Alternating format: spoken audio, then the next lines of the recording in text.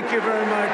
Yeah, go ahead. Sit down. We'll be here for a little while. Sit down. Thank you also, Lee Greenwood. Thank you to Lee Greenwood. But I'm thrilled to be in Arizona with thousands of patriotic young Americans who stand up tall for America and refuse to kneel to the radical left. That's true. That's true. There is something going on. You feel it, right? You feel the spirit?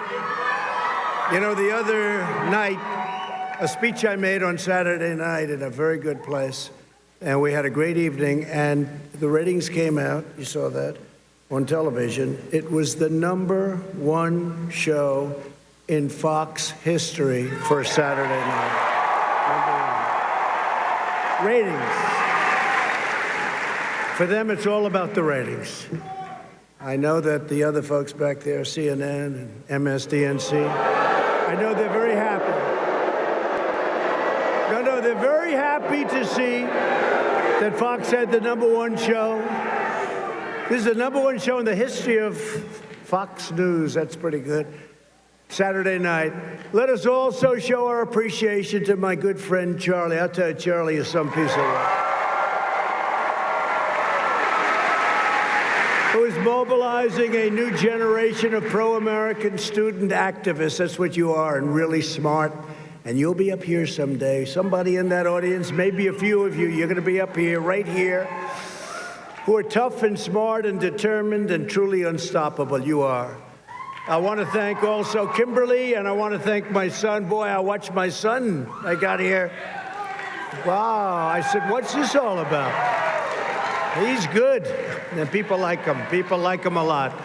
To everyone here today and watching live all across our country, thank you for bravely defending our nation, our values, and our great American heroes.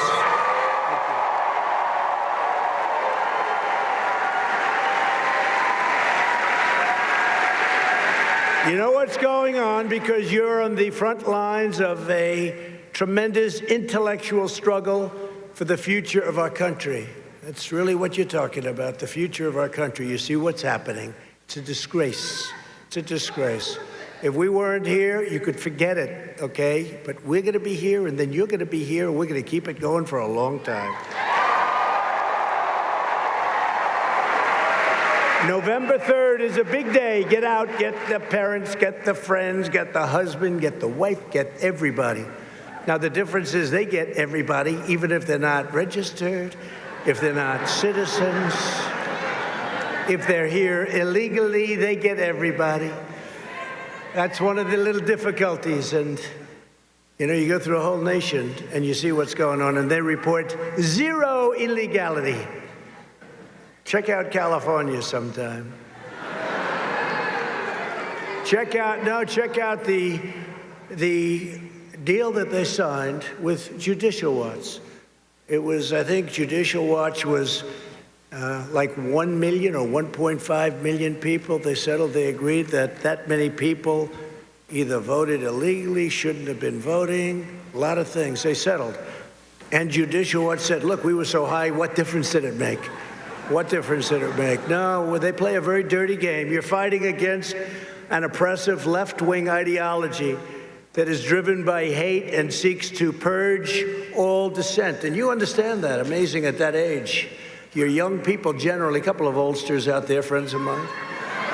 The radical left demands absolute conformity from every professor, researcher, reporter, journalist, corporation, entertainer, politician, campus speaker, and private citizen. But we have Charlie, and we have our people, and our people are stronger.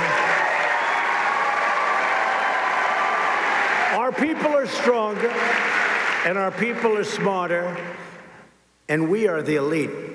We are the elite. You know, you ever notice?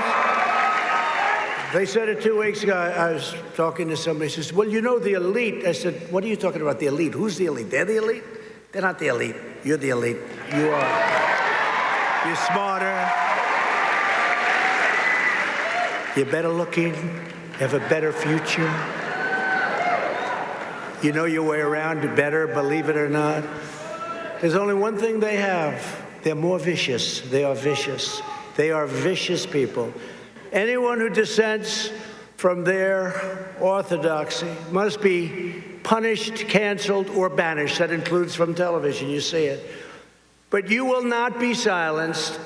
And you know, the bottom line, I get interviewed by people, and I'm sitting the other day in the Oval Office, and I didn't like the tone. And I said, you know, it's really nice because I'm here and you're not. I looked at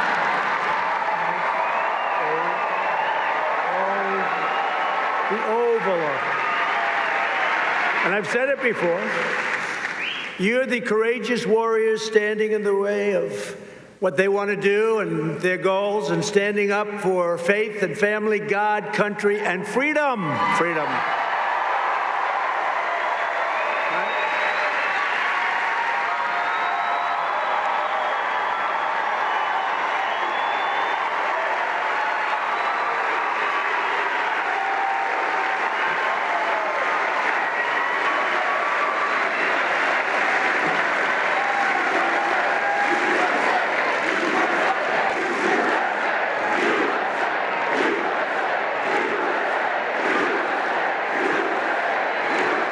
Unbelievable spirit. I appreciate it. Thank you very much. But the radical left, they hate our history, they hate our values, and they hate everything we prize as Americans, and we're right. Because our country didn't grow great with them. It grew great with you and your thought process and your ideology. The left-wing mob is trying to demolish our heritage so they can replace it with a new repressive regime that they alone control. They're tearing down statues, desecrating monuments, and purging dissenters. It's not the behavior of a peaceful political movement. It's the behavior of totalitarians and tyrants and people that don't love our country. They don't love our country. The left is not trying to promote justice or equality or lift up the downtrodden. They have one goal, the pursuit of their own political power for whatever reason, but that's their goal. That really seems to be their goal or their sickness. And if you give power to people that demolish monuments and attack churches and seize city streets and set fire to buildings, then nothing is sacred and no one is safe. We stopped them last night. Do you see that? Andrew Jackson.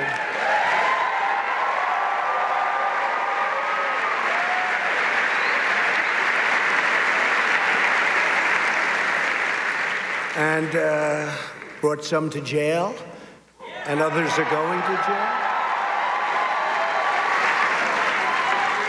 The problem we have is states. They're weak. They're weak. Many of the governors, many of the mayors, you see what's going on. And it's, by the way, just so you understand, it's all liberal, Democrat states. Could you imagine if Sleepy Joe ever became president, this country would be a mess. They would rip down everything, everything. Sleepy Joe. And he wouldn't call the shots. He would have nothing to do with it. Lock him in the Oval Office. Let's just do what we want to do. That's why, and you know, today he's with Obama, President Obama. It only took him, how long, a year and a half to endorse him? What did it take, a year and a half to endorse him? Even after he won, he didn't endorse him for a long time. And he's fighting for Sleepy Joe. You know, he really feels strongly about it, so strongly that he was fighting. He wanted everybody to win, but Joe won. But if you remember in my campaign, he fought harder than crooked Hillary. President Obama fought me harder. He said, you cannot let him win. You cannot this. He was all over the place. I said, this guy's spending all of his time campaigning against me. Who won? That's right.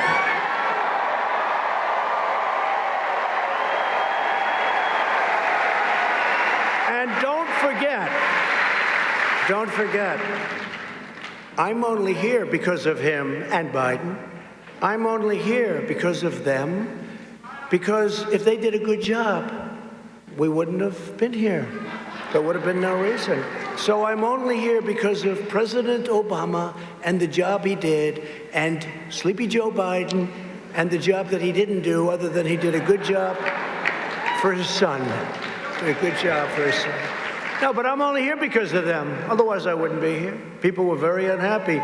The fake news doesn't report it. They were very unhappy. There was tremendous dissent, tremendous anger. A lot of people in this audience, I can tell you. But we're here today to declare that we will never cave to the left wing and the left wing intolerance. We will never surrender to mob violence. And we will uphold American freedom, equality, and justice for every citizen of every background. Very strong. That's who we are. That is what we believe. And that is why we must prevail on November 3rd. We have to prevail. Get out there.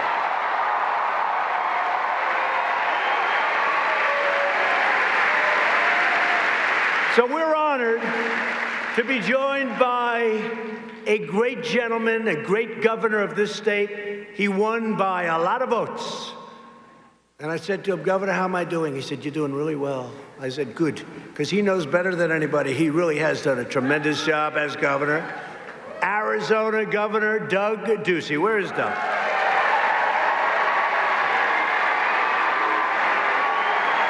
Thank you, Doug. Thank you. And somebody who we need to keep in the Senate, a woman who works very hard. I just got back from something you like, the border wall, Martha McSally. Martha, please. Thank you, Martha. Thank you. Thank you. Thank you, Martha. We got to get her in. And Mark Kelly, who she's running against, is very weak on China and lots of other things.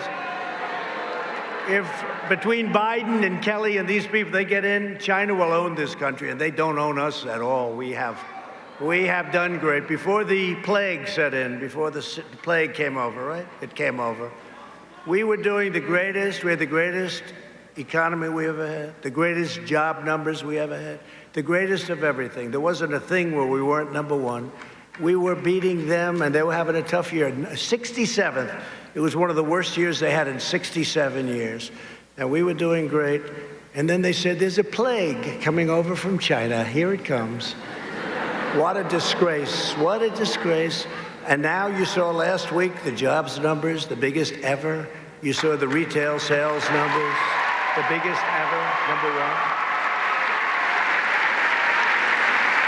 And we're going to have a very good third quarter. And interesting, we're going to have a good third quarter. And right when those numbers are announced, you have your election. So that's hopefully a sign from up there. But I think we're going to do very well. And they are trying to do their best to keep the country shut down and closed because they'd love those numbers not to be good. But there's not a lot they're going to be able to do about it. Not a lot. But we want to get Martha in, and I want to thank Martha for being here. Governor, I want to thank you for being here. I want to thank you for being such a great friend, too. Thank you. And we also have some of your warriors, great representatives, and they fought with me on the impeachment hoax, one of the great hoaxes based on a telephone conversation that was perfect.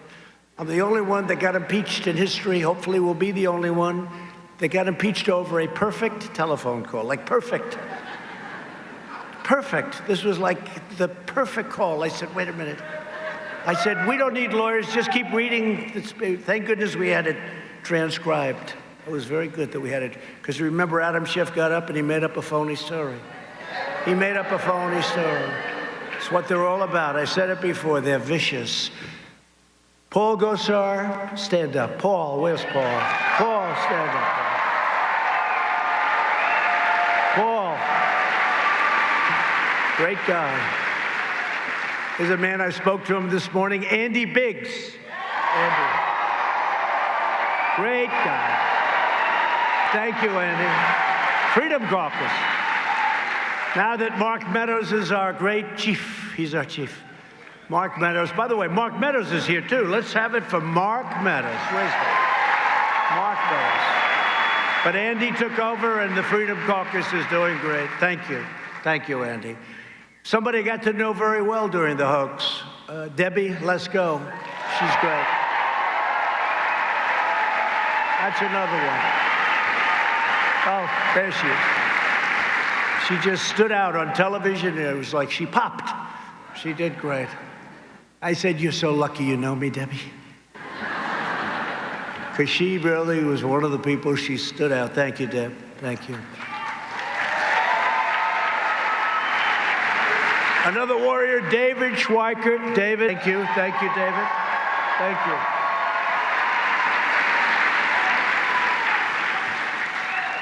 And a man who's very understated. He just gets it done behind the scenes, never likes to go on television, never likes talking a lot, but he's a great congressman from one of my favorite states, Florida, Matt Gaetz.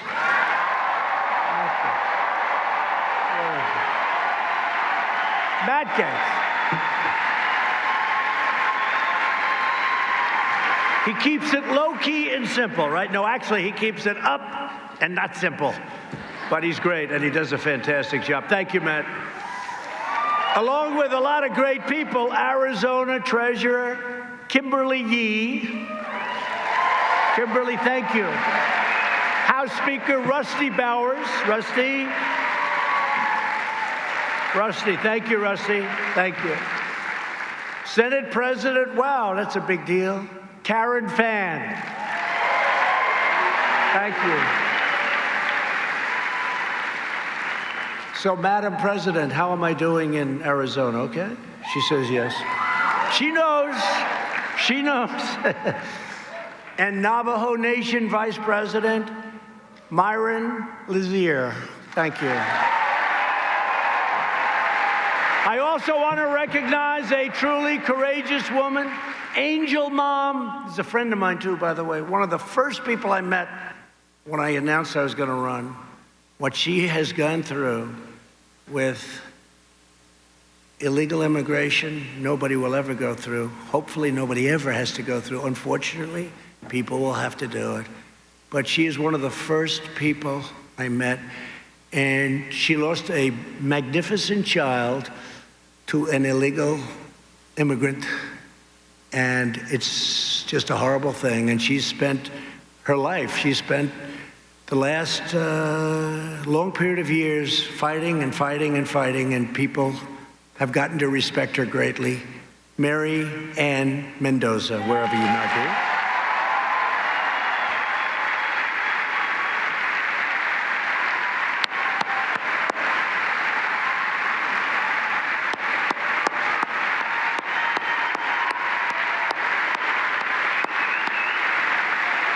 A lot of guts. He's got a lot of guts.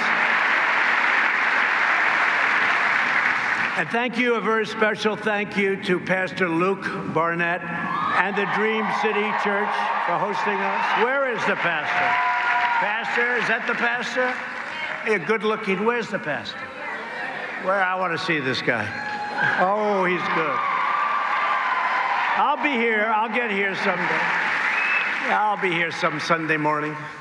Thank you. Thank you very much. Great job, Pastor. I hear great things. Thank you very much. We're also joined by a man who became such a superstar overnight. You know, I put him there as a little bit of a filler, to be honest. He did a great job. He was the ambassador to Germany, right? And he was like, you know, I needed somebody to sit, warm out a chair. He wore out the chair. He didn't warm it. He wore it out, right, Matt Gaetz? He wore out the chair. Richard Grinnell. Where's Richard?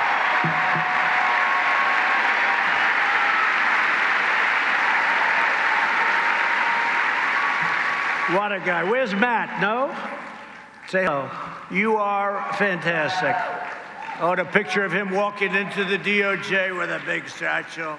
And I realized what good shape he's in. He goes to the store, and he's walking, and those guys, and he had lots of gold in those satchels, didn't he, huh? Because I'll tell you, we caught him. Let's see what happens, but we caught him. right? We call it. And a friend of mine that did a great job as the NASA CFO, and you see we've totally rebuilt NASA. We're sending rockets up now for the first time in many years. Jeff DeWitt. Jeff DeWitt. Jeff, hi. Thank you,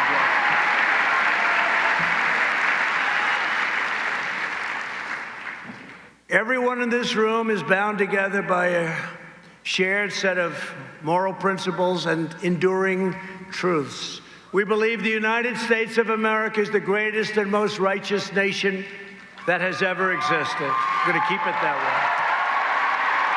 way. We believe that every citizen has the fundamental right to think, to speak, to live, and pray according to their own conscience. We believe that the beloved heroes of American history should not be torn down by militant mobs, but held up as an example to the world. Now they're after George Washington. I said, what did he do wrong, George Washington? Thomas Jefferson, we stopped them. They were heading toward the Jefferson Memorial. They couldn't care less. I think half of them don't even know who Thomas Jefferson is. How about Ulysses S. Grant? They want the Confederate soldiers, but all of a sudden they go after Grant, but he's the one that defeated the Confederate soldiers. So what's that all about? How about Gandhi? How about Churchill? You know, Churchill, because this is going outside of our country now. No, we'll stop it, don't worry. Just don't worry about it. 10 years is a long time to spend in prison.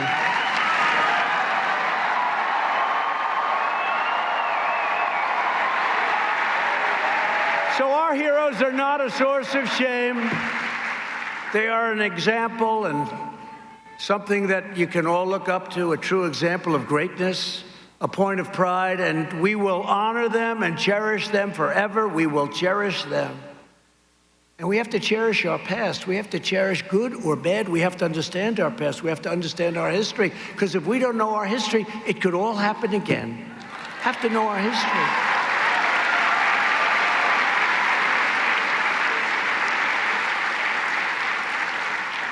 We believe in law and order. We support the men and women of law enforcement, and we stand with the citizens in every city and every community and every part of our country who wish to live in safety, security, dignity, and peace.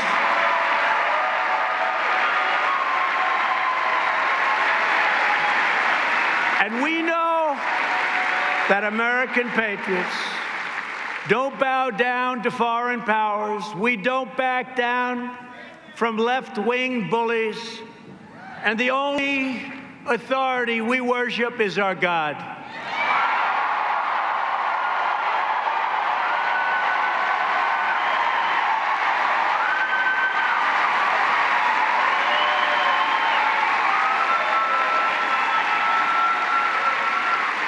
These are the values our country was built upon.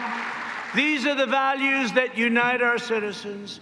And these are the values that powered our civilization to its towering heights, lifting billions from poverty, healing disease, curing illness, and reaching new summits of scientific endeavor, artistic triumph, and human achievement.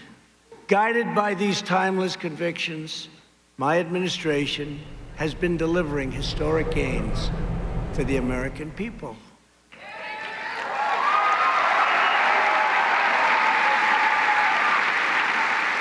Like no one has ever done in the first 3.5 years of a presidency. Not even close. It's not even close. By the end of my first term, we will have close to 300 federal judges appointed and approved. 300. If you get 10, it's a lot. 300. An all-time record. And very importantly, we confirmed 2 great Supreme Court justices.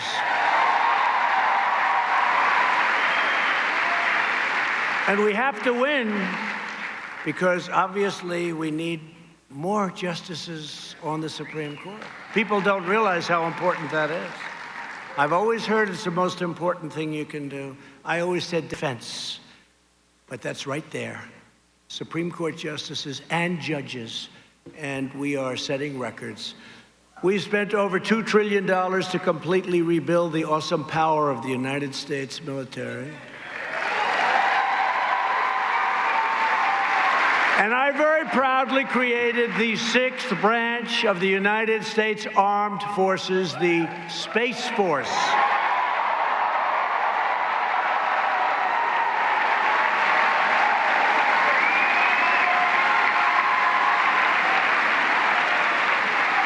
Big deal. That's a big deal.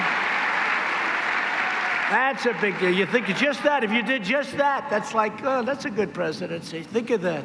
That's one of many, many things. We'll go over a few of them, but many, many things. So the Air Force was the last one. That was 75 years ago. The Air Force, 75 years ago. We just created another branch.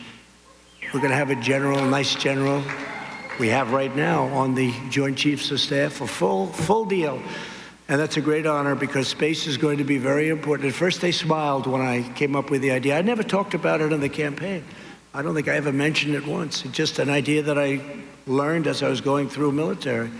And really an amazing thing. Space is going to be so important. That'll be one of our most important of all.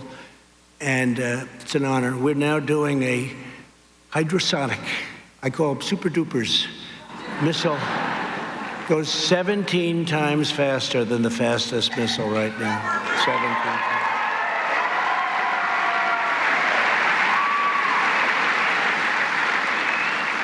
We passed VA choice, a big deal.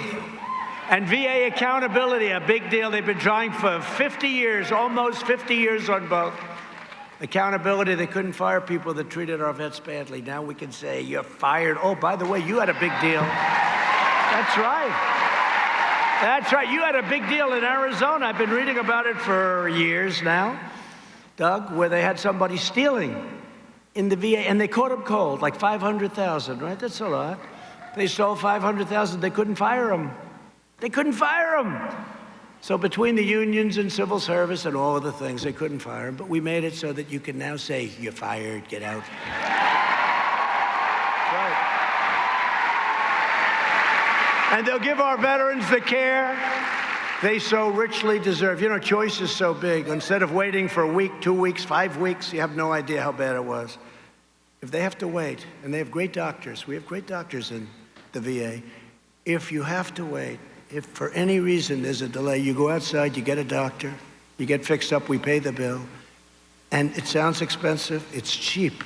It's cheap. We save money. Most importantly, we save lives.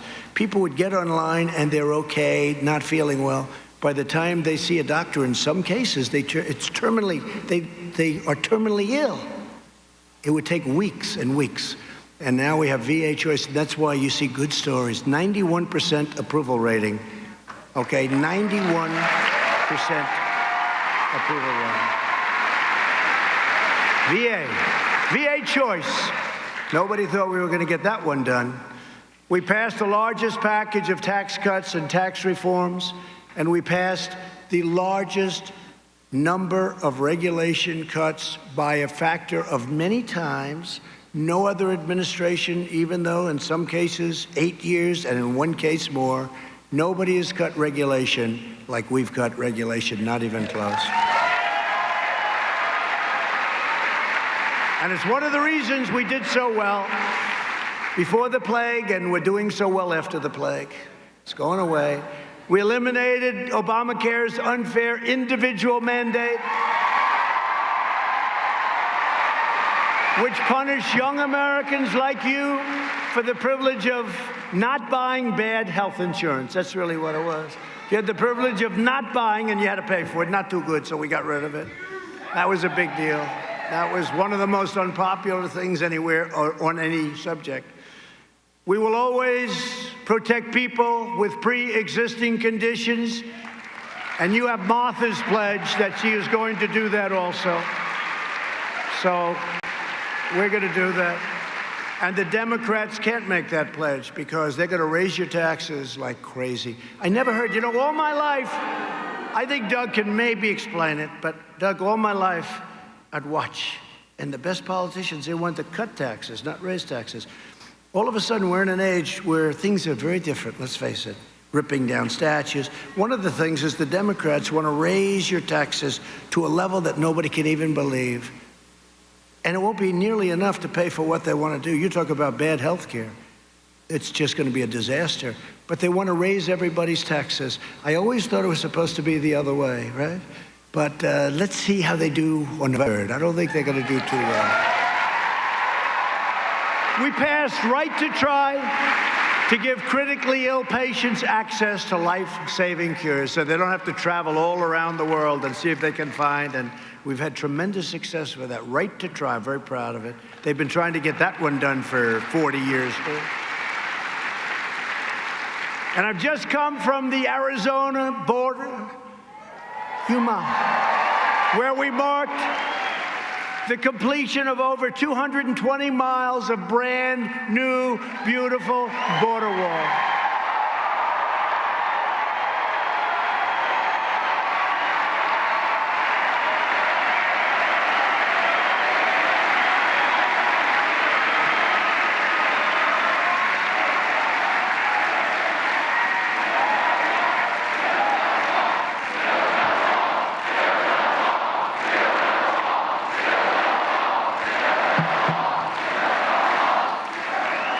You know, you don't hear about the wall. They don't want to talk about the wall anymore. Do you notice? Never has the Democrat Party fought so hard against something. And do you notice they never talk about the wall? Because in the end, they gave it up. They gave up. We won. We're building it, fully funded. I could build numerous walls with all the money I have, fully funded. But you know why they don't talk about it? Because it's a bad subject. Remember, they used to say it's obsolete. We want drones. Oh, great, the drone's flying around. We're going to watch everyone pour into our country, the drone. Remember, they said the wall's obsolete. And I said today, nobody heard it. I thought it was sort of, I think I said it, but I'm sure people have said it over the years.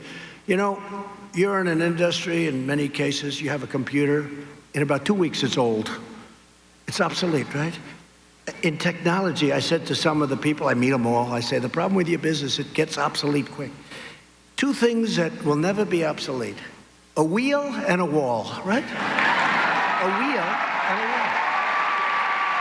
Never. And they'd say, that wall is obsolete. With modern technology, no, modern technology is like, let's watch everybody pour in. Now, we have a wall, so we've built 220 miles. We're going to have, and it's every single element. I met with Border Patrol, who are fantastic, by the way. Every single element they wanted, you have to see through, which makes sense. You have to do all of the different, we have cameras on it, we have sensors on it. It is just 30 feet high. It's very hard. Very hard. We have anti-climb provision on the top. We have the whole deal, and it's very powerful. And by the way, where that wall is, nobody's getting through. Nobody gets through.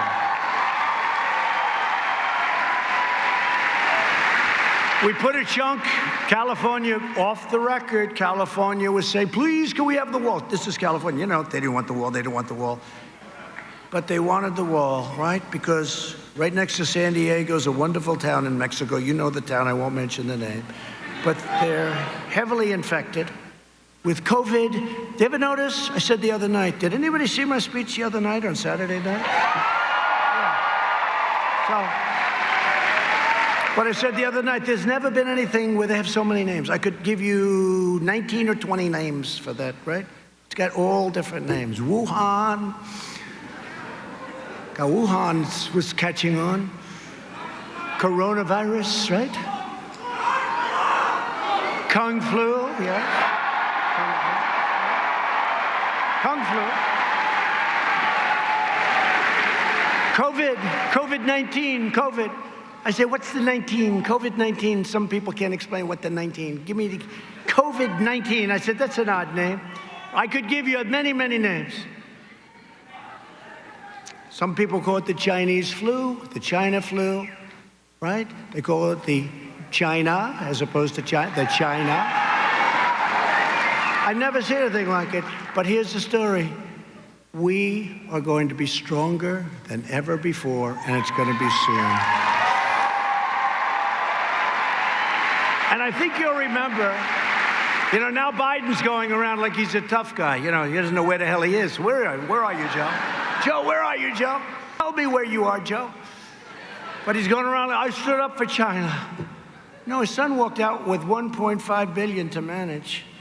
And what he did, where's Hunter? Remember I said, where's Hunter? They came out with this T-shirt and some guy made a fortune. Where's Hunter? By the way, where is Hunter? Man, he did well as vice president. Could you imagine how Hunter's going to do if this guy ever won? And the father could honestly say, I have no idea what's going on.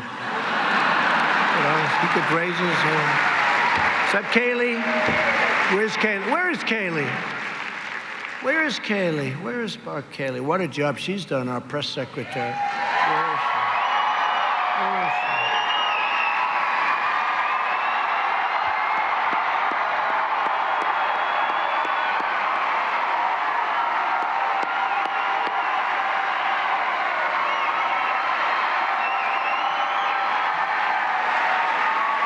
Everyone's doing well, our press secretary, he's press secretary.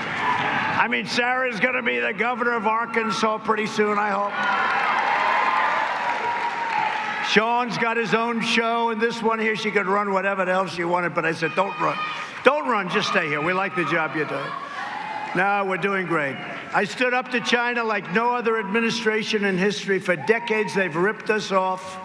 They ripped us off like nobody, and I charged them a little thing called massive tariffs. We took in billions and billions of dollars. They devalued their currency. And, they like to say, our people paid. No. Our people didn't pay. They devalued their currency in order to pay it. And they also put money out there. Otherwise, they wouldn't have been able to sell their product. But what happened for many years, there's nobody ever that ripped off the United States like China. Nobody.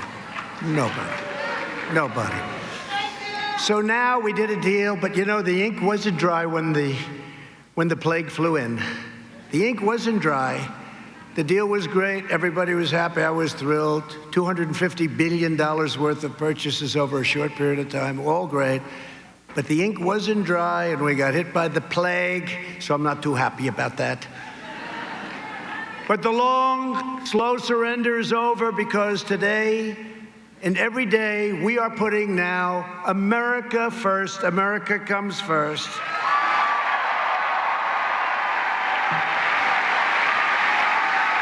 We sparked a revolution in domestic energy production, and the United States is now the #1 producer of oil and natural gas anywhere on planet Earth. America, as of a couple of years ago, is no longer energy dependent. We are now energy dominant.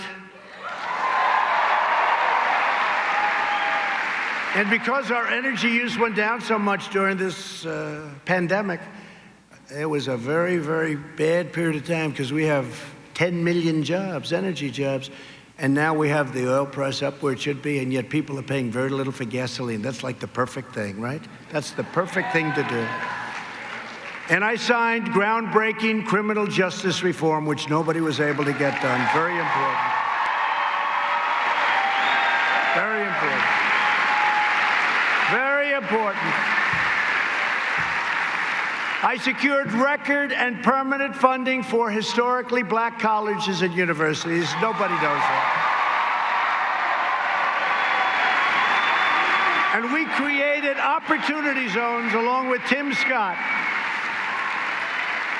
And since then, countless jobs and $100 billion of new investment have poured into 9,000 of our most distressed neighborhoods in the country. 9,000 opportunity zones. So think of it.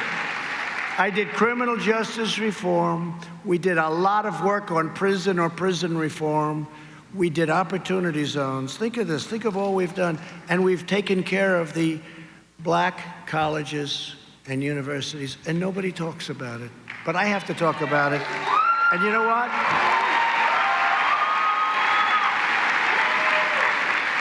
black communities know it, and I think you're going to see something really great happen because they understand it. They really understand it. And I'll tell you what, whether it's any community you talk about, but if you take a look at those numbers from pre-virus, but you take a look at them in a year from now, you watch. And your 401s right now, your 401ks, I don't think you want to have somebody else playing with them because you're just about at a record high, and you put the wrong person in, they will be obliterated. They will be obliterated. So we're fighting for school choice because we know that access to education is a civil right. It's a civil right. School choice.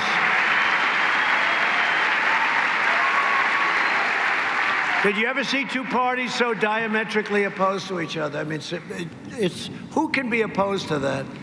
But it's so important, but the Democrats will never, ever allow that to happen. Last month, we returned American astronauts to space aboard American rockets for the first time in nearly a decade. And the United States will be the first nation to plant our beautiful American flag on planet Mars.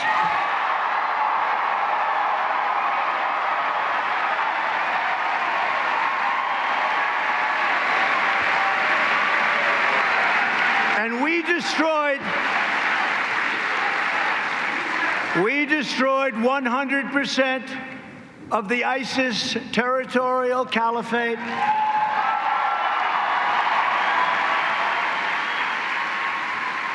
And the savage terrorist monsters, al-Baghdadi and Qasem Soleimani, they are both dead. 100%. 100% of the ISIS caliphate. And when I took over, that caliphate was going like this. It was a mess, but we destroyed it.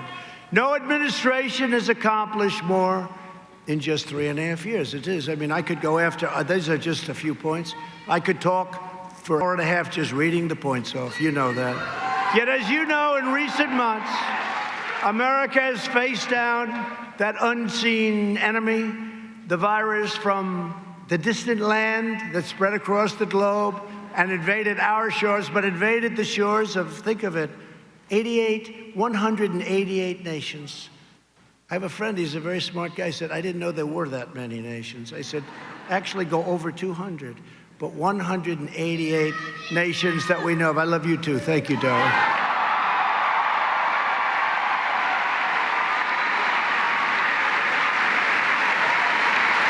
Thank you. And tomorrow the fake news will be said, he said he loves somebody. He said he loves somebody. Terrible. Terrible. I'll be in big trouble, the fake news. They are terrible people. Who are the people that stood up? I just want to stand up, please. Who said, I love you? Let's, whoa.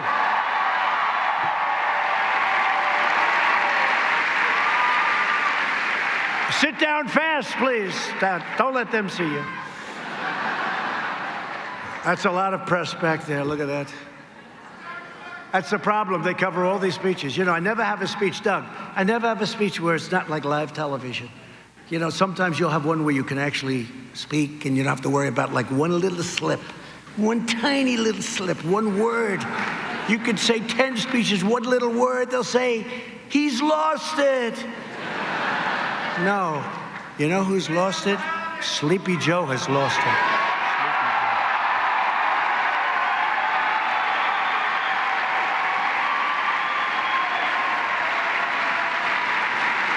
In response, we took swift and early action to ban travel from China very, very early. Remember Nancy Pelosi and that crazy group? Nancy Pelosi. She wanted to dance in the streets of Chinatown in San Francisco. Long after I banned China from coming here, we saved tens of thousands of lives with that early decision. And then we made an early decision on Europe. Yet liberal lawmakers and Democrat politicians condemned this policy. The left rejected science in favor of their fanatical devotion to borders. They want open borders, not just our southern border. This is why the left is so dangerous. They always put their ideology before your safety. It's crazy what's going on. Defund and abolish the police. How's that, a good idea? You know, I passed a set. I was in the White House, and there was this set, and it had Dems say, think of it, defund and abolish. I said, what are they going to defund? No, I said, it says defund and abolish. I said, what?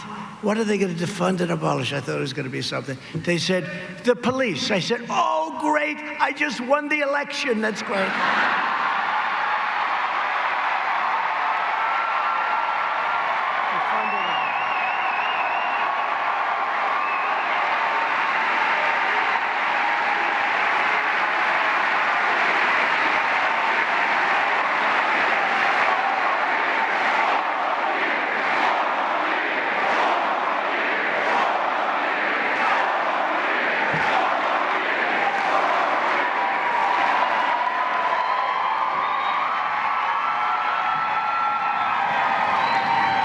So in addition to issuing a series of aggressive travel bans, my administration launched the greatest national mobilization since World War II.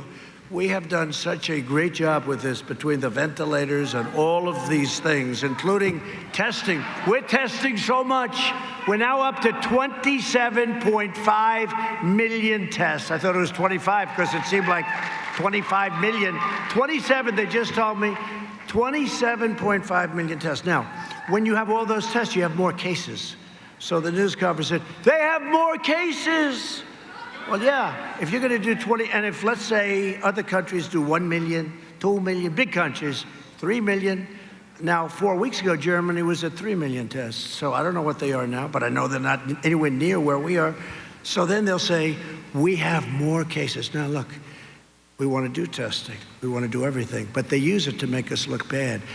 But because of it, our mortality rate is so low. It's so great what's happened. So we want to test. So we do all these tests, and we find pockets, and we find people, and we find cases, and they say, the cases have jumped, instead of saying, what a job we're doing with testing. But we did the job with testing, and we did ventilators, and we came up with tests that we have so many different types of tests. We have the 5-minute test, the 10-minute test. We have tests, you send them to a public lab, a private lab. We have tests. It's a lot of tests. And other countries that have done very well with testing, they call us, they say, there's nobody that's been able to do the job that you've done. Now, the only ones I can't get to say that are the fake news media people. They can't say it.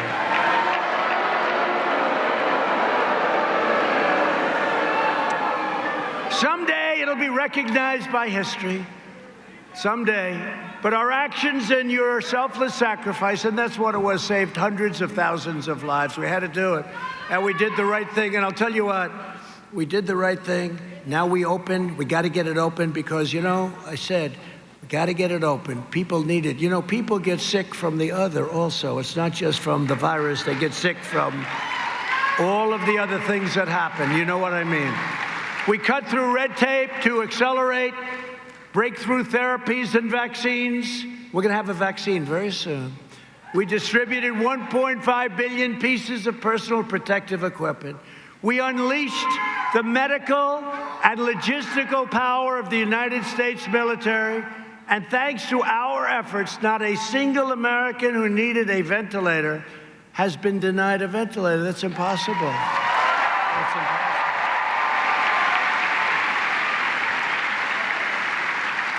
Remember when the New York governor, Governor Cuomo, said he needs 40,000 ventilators? Our people said, no, you need 4,000, maybe 5,000. Anyway, we got him what we thought was right. They never needed all of them. In fact, they gave some to other people, but he didn't need 40,000 as opposed to 4,000 or 5,000. And it worked out great. Then he wanted a hospital built. in the Javits Convention Center. We built it, but he didn't use it. He could have used it for the old people. It was brand new, not infected, no infection. Then he wanted the boat. He wanted the boat to come up.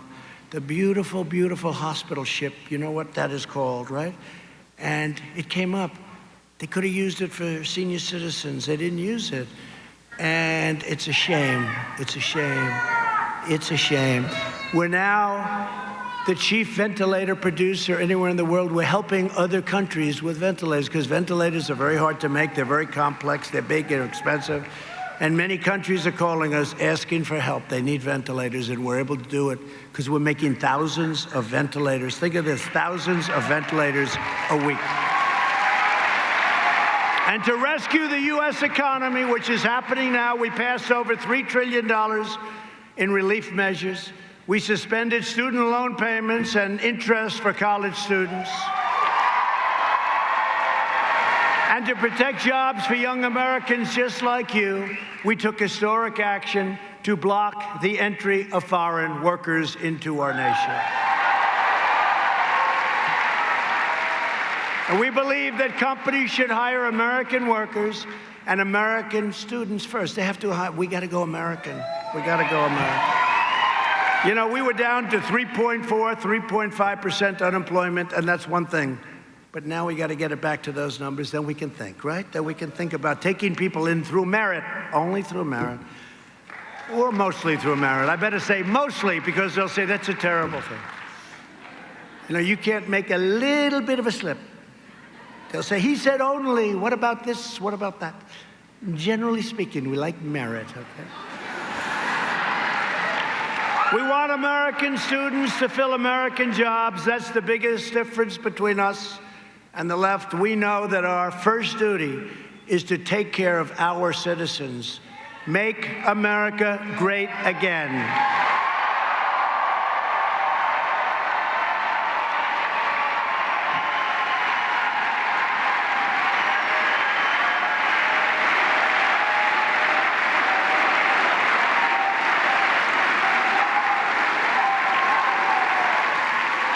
So before the plague came in, we had the best of everything. We had the best interest rates. We had the best unemployment rates. We had the best job numbers ever. We had everything. Employment for African Americans, Hispanic Americans, Asian Americans had all reached the lowest rates ever recorded in the history of our country.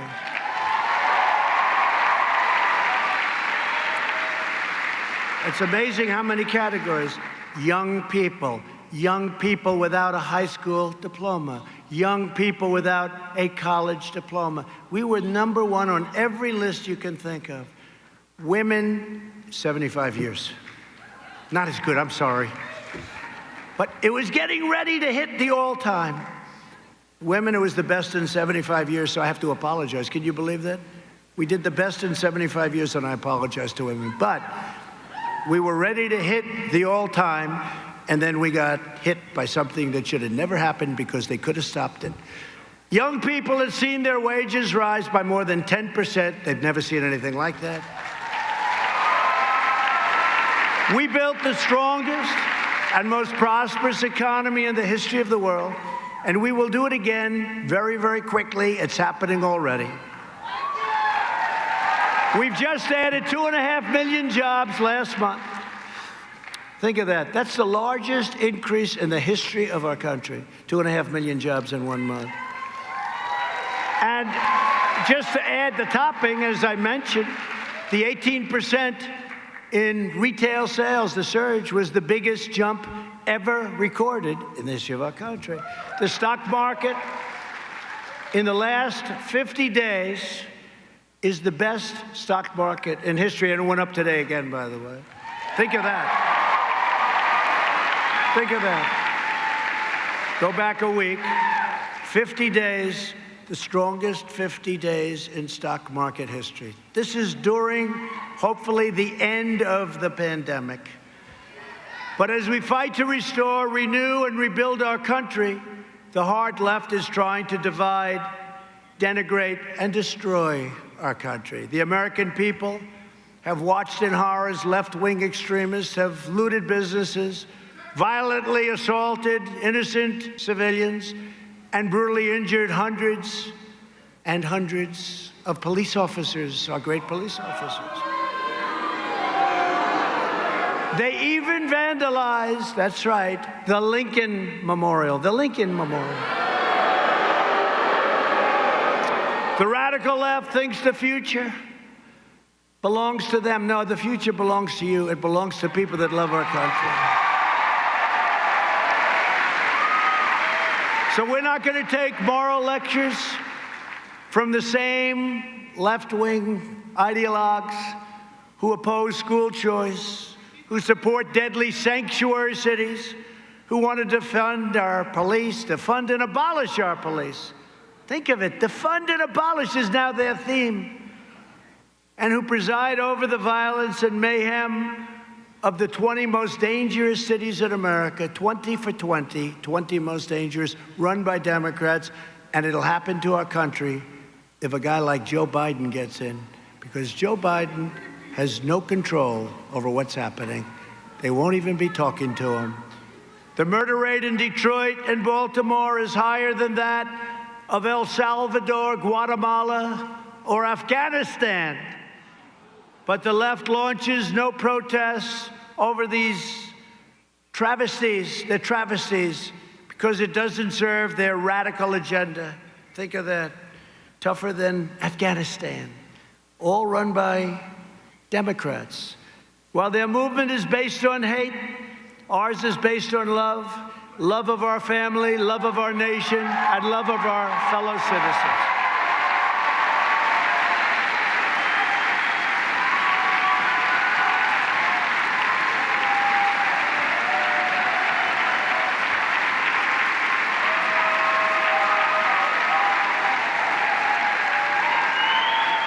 We embrace the noble vision of Reverend Martin Luther King Jr. and believe that people should not be judged based on the color of their skin, but the content of their character.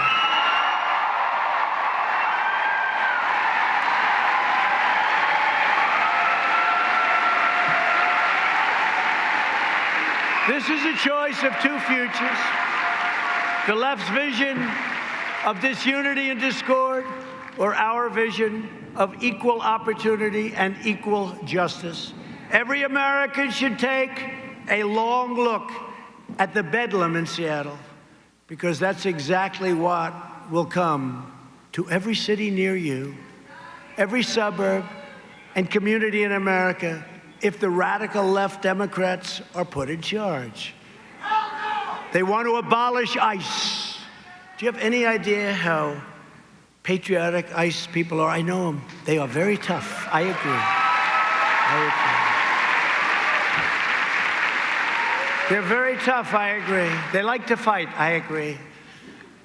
But you don't want to do it. Look, I'm looking at some pretty tough guys right here. Look, you're not going to do it. He's not going into an MS-13 nest, swinging now. These guys are tough. They're smart.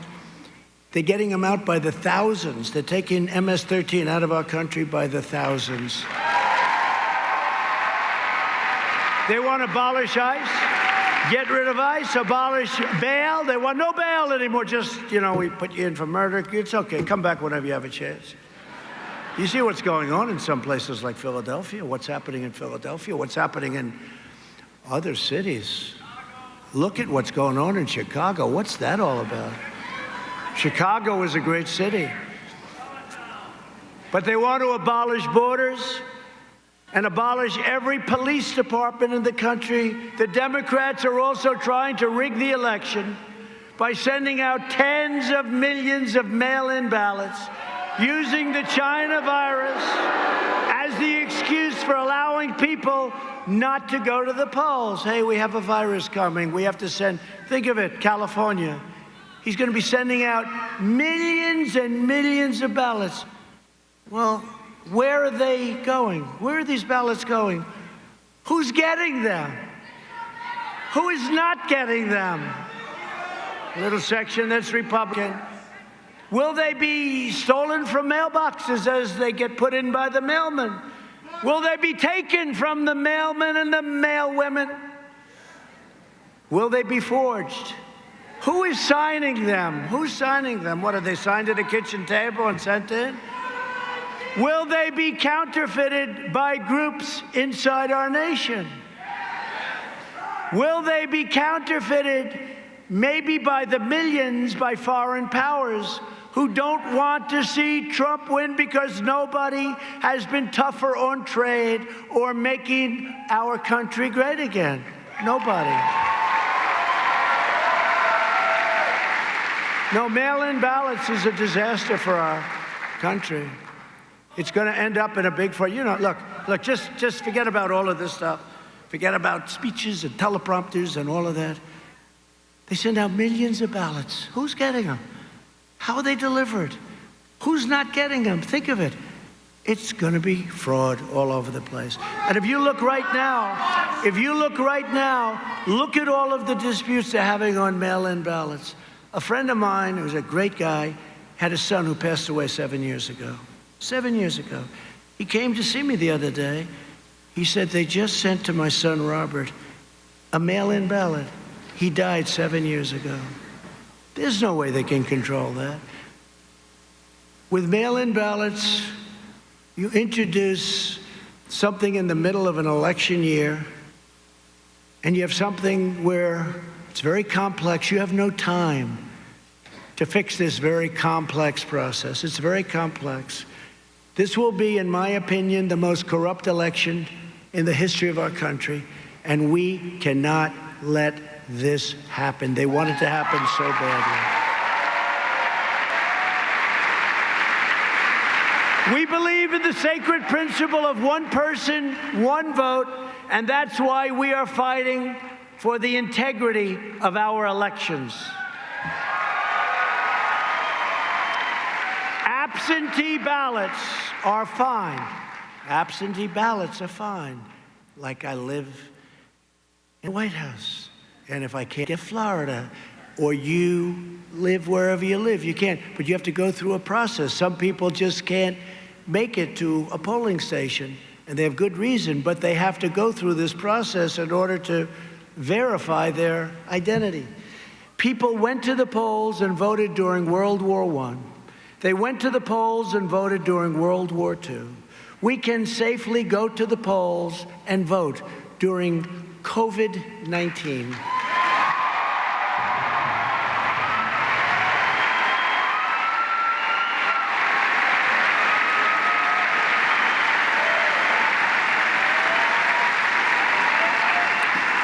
And there is tremendous evidence of fraud whenever you have mail-in ballots. And frankly, if we are really going to protect our elections, and some people don't want to hear this, we must have voter ID.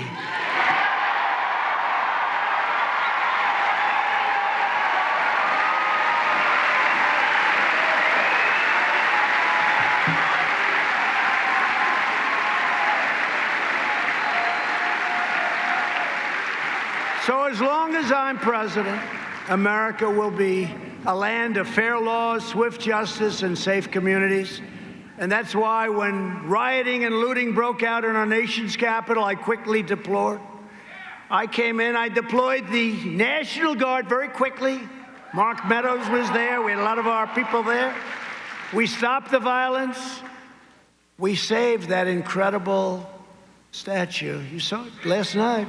And restored peace and order to the streets, although I will tell you they did great damage to the cannons that were on the ground. They did great damage, but we'll get them fixed. We'll get them fixed. Lock them up, yeah, lock them up. It's incredible how they can do it, incredible. Well, they did damage. We're lucky, we just got there in time. You saw the ropes going up? We got there just, and I'll tell you, law enforcement did a great job. They rushed them. They rushed them.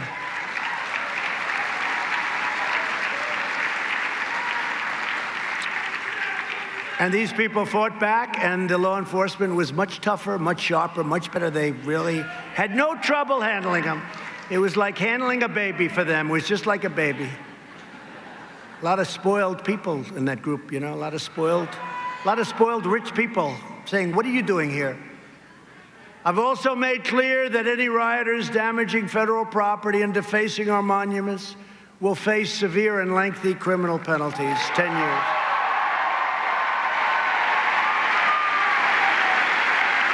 Many of the young people here today have had your own encounters with left-wing extremists such as Antifa.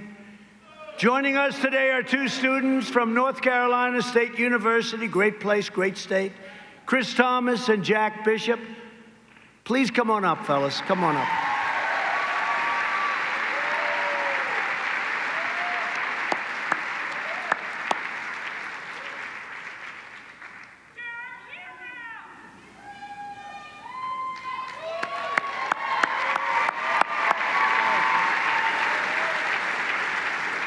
How are you guys, Phoenix? Awesome. Listen, thank you so much, Mr. President. It's great to be out here in Phoenix. This is the first time I've ever been here, and I've got to say it's been the experience of a lifetime. And listen, I'm going to keep this short and sweet. I just want to say that conservative censorship on campus is real, and it's happening all across the country all the time.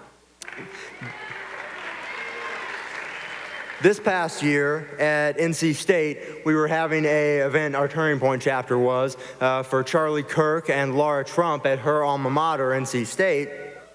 And we were posting advertisements in our free expression tunnel where you're allowed to paint whatever you want. We were making some advertisements, and we had about 20 socialist thugs roll up from Antifa and from the Young Democratic Socialists of America. Now, for our trouble, of course, they rolled up and attacked us, and they started spraying all over the work that we had just done. And for my trouble, I stood the line and tried my best to keep them from defacing our ads. And for my trouble, I was spray painted in the eye. Yeah. And unsurprisingly, of course, the school did nothing. There's a surprise. And they let Antifa run roughshod over our event. They let them in the room with us. They were protesting, screaming so loud that you could barely hear the speakers the entire time. And of course, NC State, like many administrations across the country, does the will of the radical left. Meanwhile, conservatives across the country are punished and blacklisted merely for expressing our own opinions. We're ostracized and ousted with no support whatsoever from the administration. But let me tell you, when administrations across the country do the will of the left and cater to the mob, it's our duty as conservatives to stand up and to fight for our rights and to fight for our nation and to fight for our God.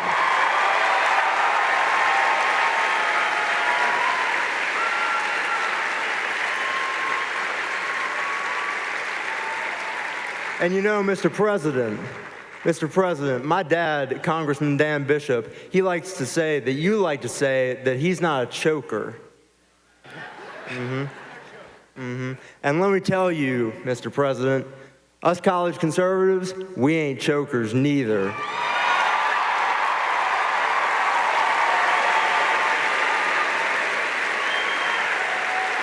We're going to win this election. We're going to take back the House, we're going to keep the Senate, and we're going to get 4 more years of the best presidency of my lifetime, the presidency of Donald J. Trump. Thank you, God bless you, and God bless the United States of America.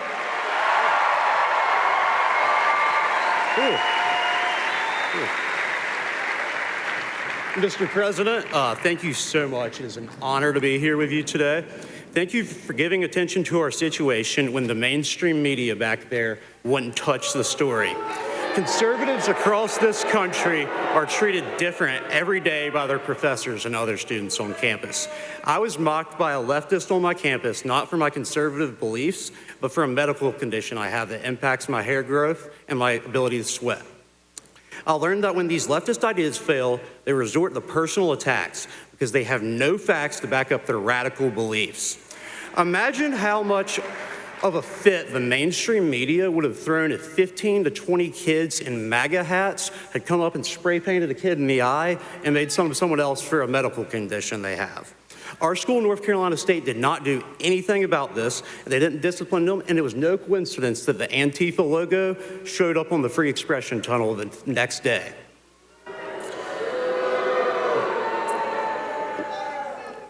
We are blessed to have a president like you that is devoted to protecting free speech on college campuses. And thank you, President Trump and Students for Trump. Let's keep America great.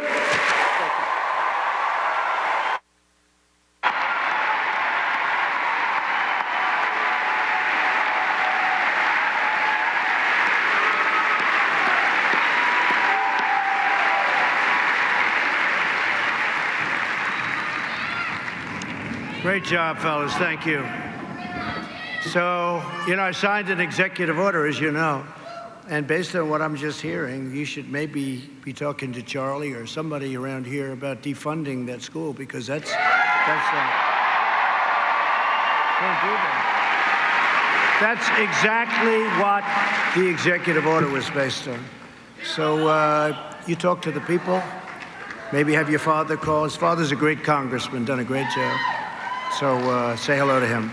But you talk to them. That's exactly what it was for. We did something that was radical, but it wasn't radical to me. You have to be heard. And if you can't be heard, let's talk about it, okay? As the radical left inflict violence on American streets, they're also waging war on timeless American values like freedom of speech, which is what we're just talking about. Anyone who dares to speak the truth is canceled, censored, deplatformed, fired, expelled, harassed, abused, boycotted, deprived of a livelihood, or even physically assaulted. Those times will be changing very soon. You can judge a movement by its behavior, and the young patriots here today don't destroy property. You don't burn buildings. You don't punish dissenters, and you don't try to erase the people with whom you disagree. It's called civilized people. You're civilized people.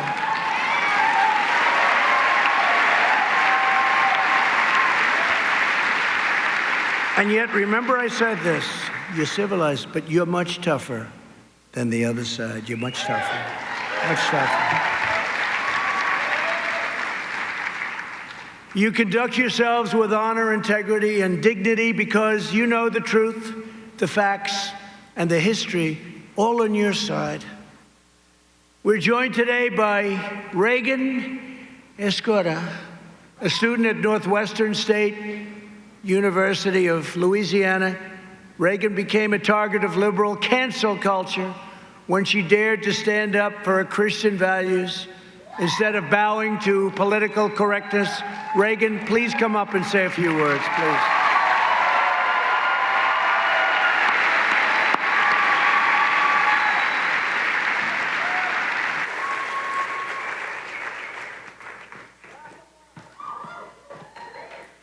Well, thank you, Mr. President, for being here today with all of us and for inviting me up here to tell of my experience with cancel culture.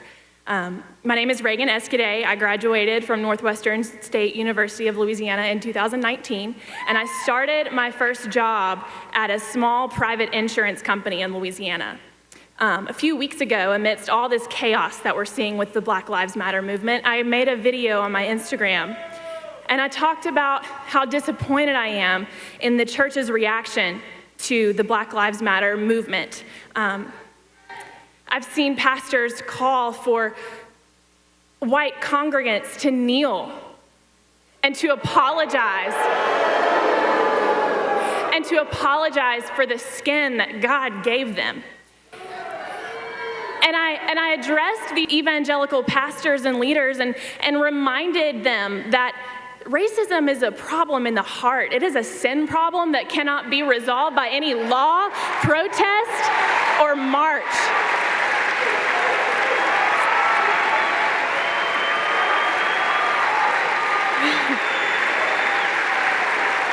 And so, of course, my leftist followers didn't appreciate this message at all.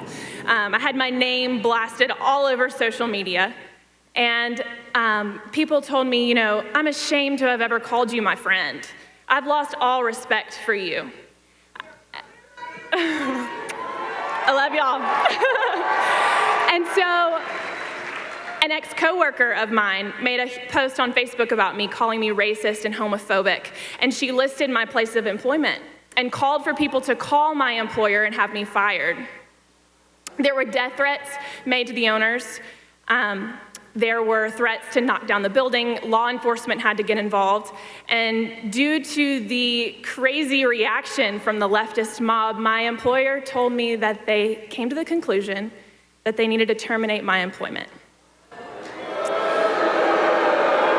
But here's the thing. Losing my job is a small price to pay when God's name is being glorified. And he will always make his name known.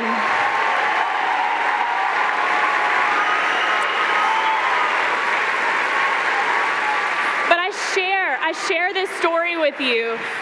I share this story with you because what happened to me is just a small example of something that's happening on a much larger scale in our nation. Aunt Jemima was canceled. And if you didn't know, Nancy Green, the original first Aunt Jemima, she was a picture of the American dream. She was a freed slave who went on to be the face of the pancake syrup that we love and have in our pantries today. She fought for equality, and now the leftist mob is trying to erase her legacy. And might I mention how privileged we are as a nation if our biggest concern is a bottle of pancake syrup?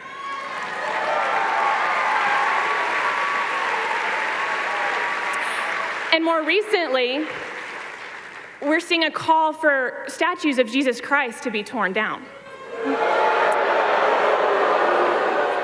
Now, I'm a little confused here because last week Jesus was a social justice warrior, and this week he's the face of white supremacy. And Jimmy Kimmel has been calling our president racist for years, and it turns out he's the racist.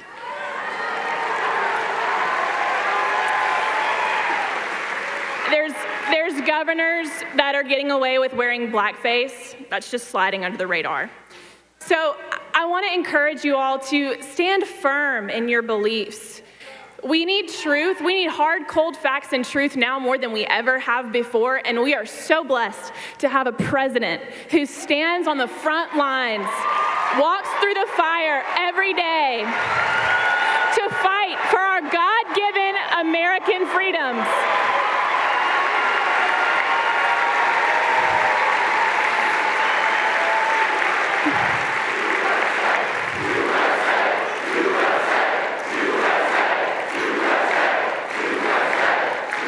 Do not apologize to the mob.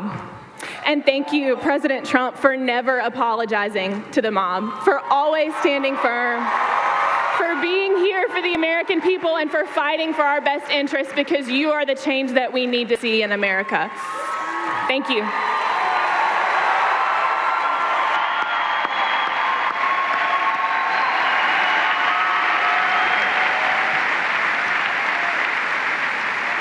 Thank you, Reagan. That was beautiful. As your story reminds us, Reagan, true courage is defying the left's orthodoxy, not submitting to. We don't submit. Nobody should be submitting because we're winning and we're going to win, but you don't submit. The fake news progressive companies right there, they're right back there watching us, and other institutions merely towing the left-wing line have sacrificed their intellectual credibility and professional integrity. They have very little integrity left. Some of them have none. You're the ones taking real risks. You're showing real guts and making a virtuous stand. With the rise of social media, massive multinational tech companies have tried to clamp down on American democracy. That even means on me. And as everyone knows, they're using their enormous power to silence conservative voices. You know that. It's not even close. I don't even think they're hiding it anymore. To protect our democracy, I signed an executive order to remove legal protections for social media companies that unjustly censor American citizens.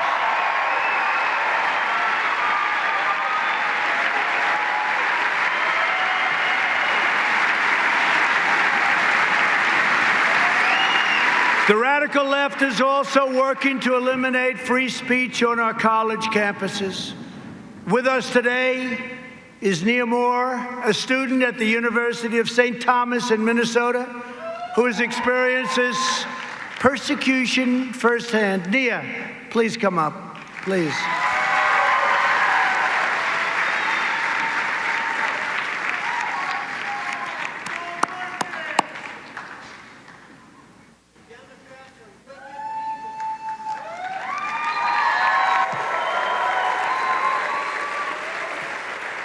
First, I just want to say thank you to Mr. President for having me on stage today. So, if you didn't know much about Minnesota about a month ago, I'm sure you've seen us in the headlines over the past few weeks. The DFL is successfully moving our state farther to the left more and more each day.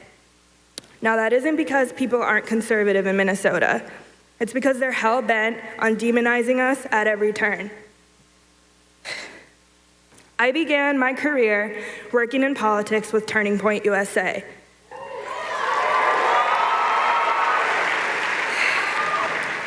Unfortunately, due to the leftist culture of my campus at North Hennepin, we were shut down almost immediately and were refused official recognition. I was told by the faculty that political groups were not welcome on campus. However, they had multiple leftist groups that supported the Black Lives Matter movement, they were pro-abortion, and they advocated for Bernie Sanders. I know. Our governor, the mayor of Minneapolis, and the representative of the 5th Congressional District in Minnesota are all Democrats. But for whatever reason, the Republicans and the president take the blame for what has taken place. Unfortunately, the murder of George Floyd has created absolute chaos in my state of Minnesota. They have, sorry, I lost my place.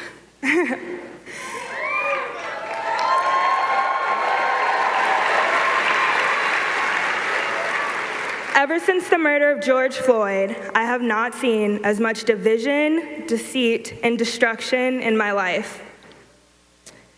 Black Lives Matter only makes a scene during election years. How convenient that they made the biggest scene of all during the year of the most important election of our time.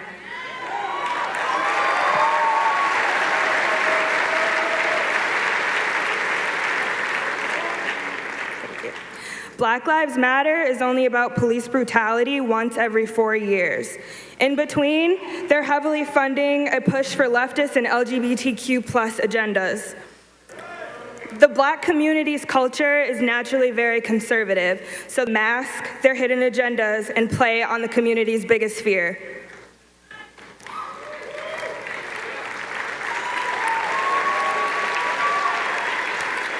If Black Lives Matter truly cared about Black lives, they would not have allowed the riots to destroy Black businesses and Black communities.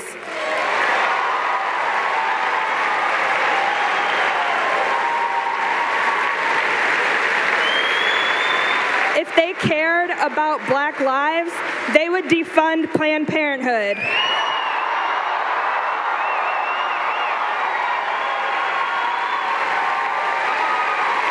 If Black Lives Matter cared about Black lives, they would address the astronomically high numbers of Black-on-Black crime in inner cities.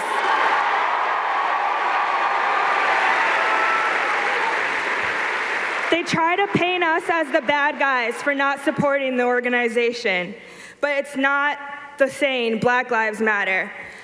I think there's very few conservatives that believe Black lives don't matter.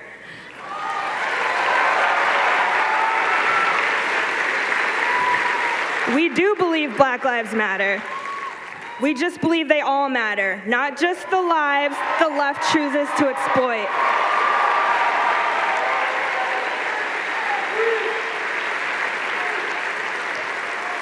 I am the field director for Ilhan Omar's challenger, Lacey Johnson.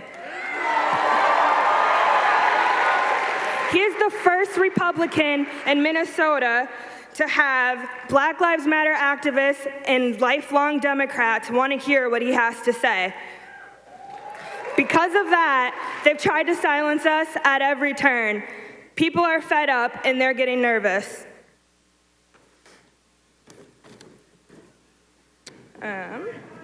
They will stop at nothing to keep their hold on us, even if that means lying to the very people they're supposed to represent. Mr. President, I just want to say thank you for being a great example of a big tent Republican.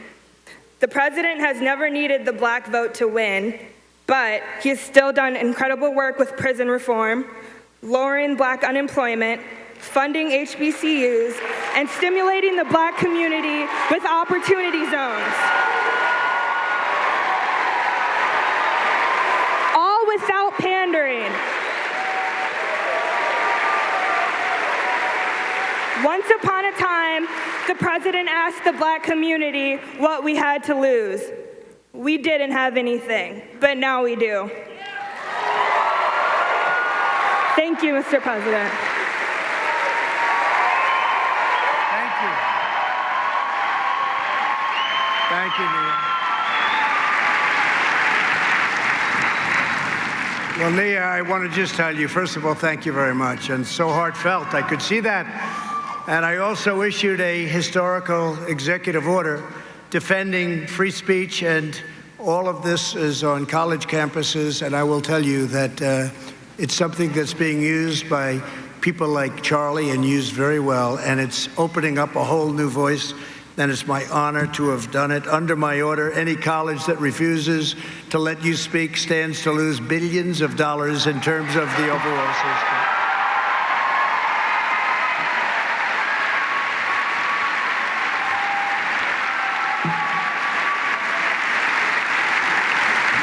So we've done a lot. We've really gone very far.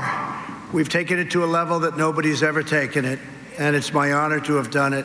It's people like you that I do it for. When you think about it, it's people like you. You're going to be the ones. You're going to be the ones that are at the crossroads of history. That's where you are right now. You're at a crossroads.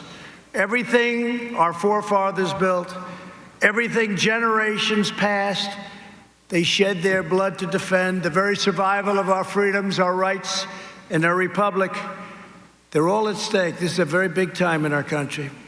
It's a time like perhaps no other. But standing here before you today, I have never been more confident that America will rise to new heights of greatness and glory, because your generation is proving that your hearts are filled with the fire and the fervor of true American patriots.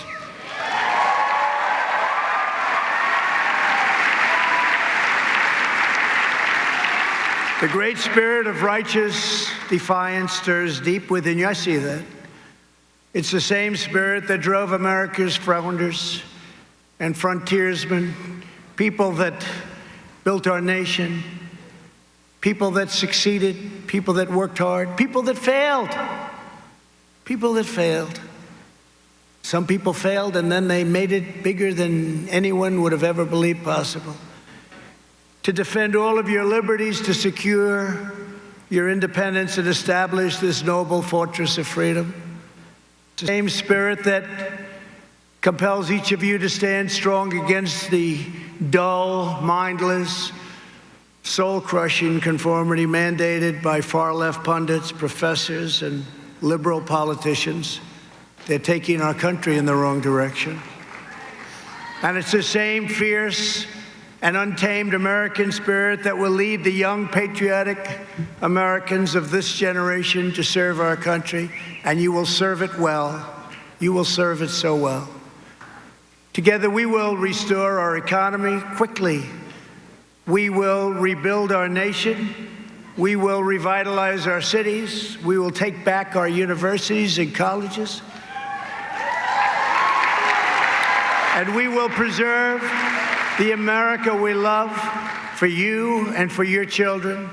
We will defend our values, our voices, our faith, our heritage, our borders, our rights, and our God-given freedoms.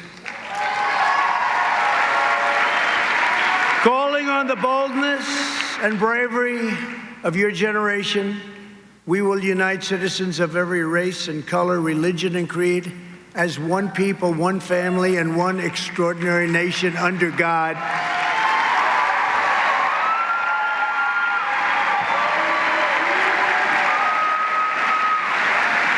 And with your help, this moment will be a turning point in American history that will be remembered and celebrated for generations to come. For our young people, for our economy, for our communities, and for our beloved country, the best is yet to come. Thank you, God bless you, and God bless America. Thank you very much. Thank you.